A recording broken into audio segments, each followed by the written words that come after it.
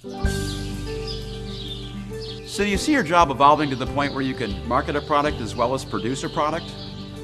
Well, for a long time, we dairy farmers knew we had a good product. Farmers and ranchers use a lot of energy. Costs are rising and there's some concern about supply. What can producers do? We need to be inventive and resourceful, willing to... The PIC program has helped U.S. agriculture economy in terms of increasing income on the farm. But do you feel it's too expensive? From 1981 to 1983, Treasury outlays for... How does this community-supported farm work? We have families buy memberships for $325. That entitles them and other shareholders to an equal...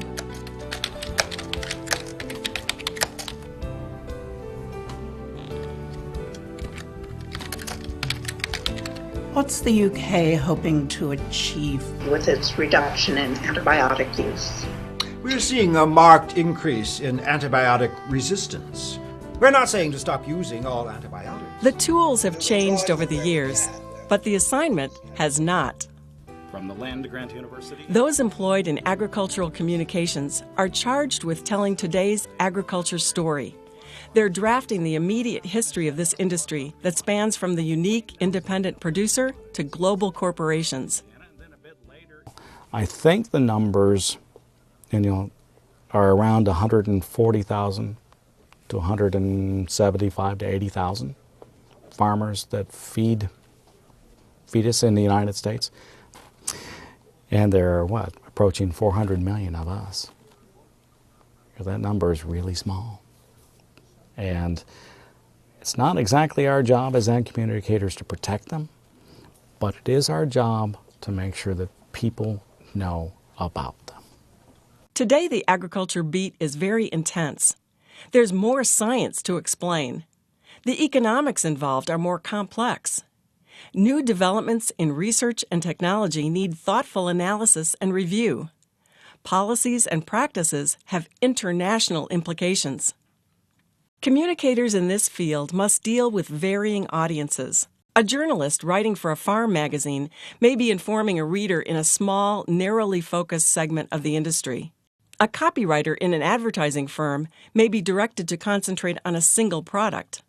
Meanwhile, a TV reporter has to communicate to a broad, at times global, audience of viewers.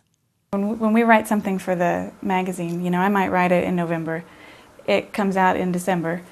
Maybe I'll get a letter in January. And that's fine. That's just the way it is.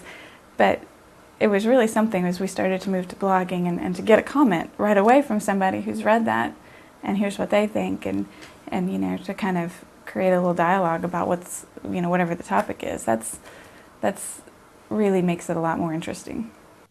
We live in a time where there's a glut of information available to us. And at the same time, with a steady decline in the number of farms, fewer people have a workable knowledge of what agriculture does. When I started in my career, the communicator's focus was mainly on the producer, the farmer, and his operations and how to serve that. And then in the years since then, the concept of agriculture has broadened from farm to fork, everything from the researchers' field test plots and farmers' experience right on through to the consumers' buying habits and diets and nutrition and health. So it's just mushroomed in that dimension. Many agricultural communicators are embedded in their subject material.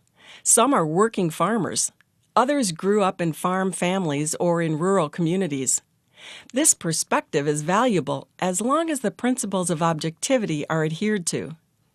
The need for clear, accurate, and verified information is vital when the general public has food safety concerns, issues with air, water, and soil pollution, and questions about government policies.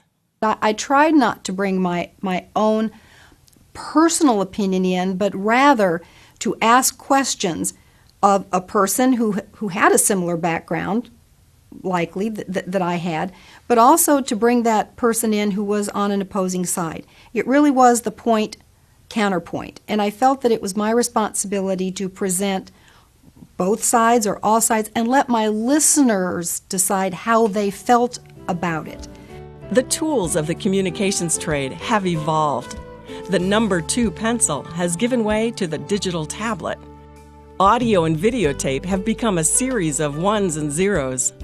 Splicing tape has been replaced with a keystroke. The weekly deadline is now, in some instances, a constant deadline. We have kind of unleashed the intellectual capacity of the marketplace to produce products. And so, there's 250,000 products that are now available in the App Store.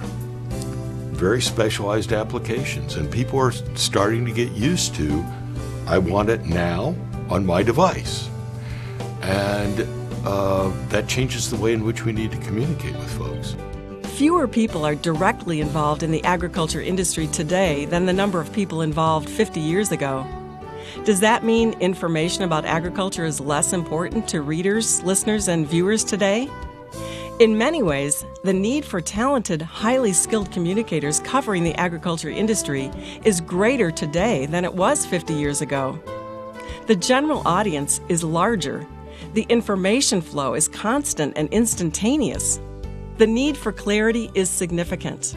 The need for your contribution to this field as a talented communicator is valuable to all of us.